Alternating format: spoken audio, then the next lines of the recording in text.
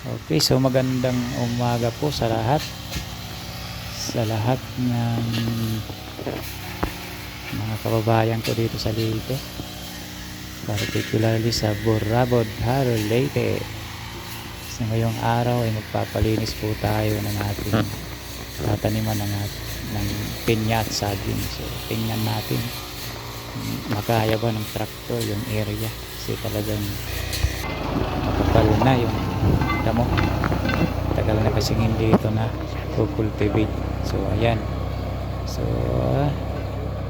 kaya naman po yung kapal ng damo. Kaya po ng traktora. So ayan, ito po.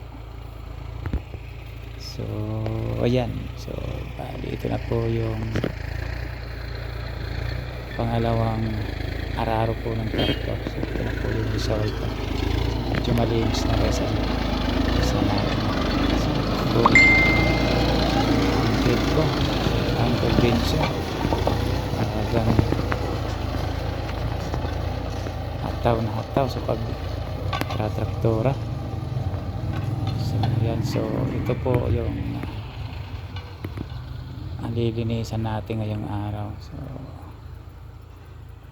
medyo pabubulukin muna natin yung mga damo, saka natin ipapaarara ulit para talagang masigurado natin na mamatay lahat yung damo.